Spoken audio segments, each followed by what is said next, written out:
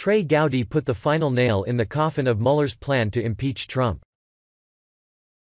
Robert Mueller made his move against President Trump.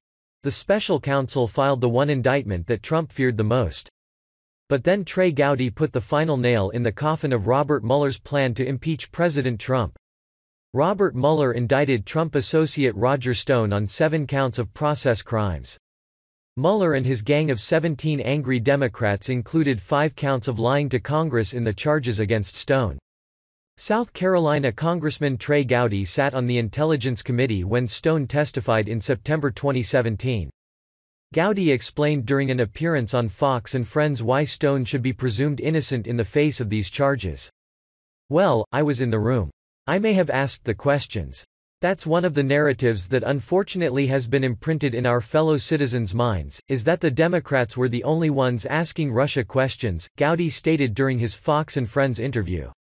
Gowdy then walked the show's co-hosts through the options a witness faces when testifying before a congressional committee.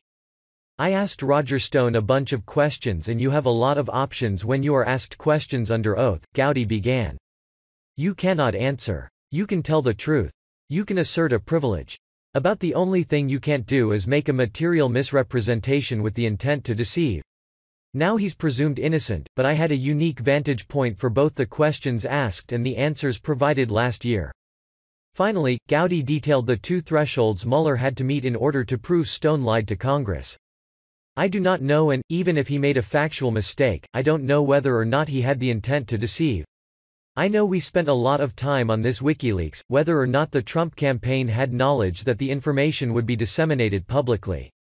We spent a lot of time on that. I actually asked him an intermediary question. California Democratic Rep. Adam Schiff couldn't get him to answer it. But he answered it for us, for the Republicans, on who the intermediary was with Julian Assange." Stone pled not guilty in a Washington, D.C. federal courthouse on Tuesday. The Trump associate denied that his misstatements were both intentional and material. Fake news reporters treated Mueller's indictment as a conviction and statement of fact. But an indictment is just an allegation. It's the story the prosecution intends to tell at trial, and it does not include evidence or testimony that could prove the defendant's innocence. Mueller intends to throw the book at Stone with the hope that he flips and fabricates testimony implicating President Trump in an impeachable offense. But Trey Gowdy laid out why this is not likely to happen. Mueller has a high bar to meet in order to convict Stone. And it's up in the air as to whether he can clear it.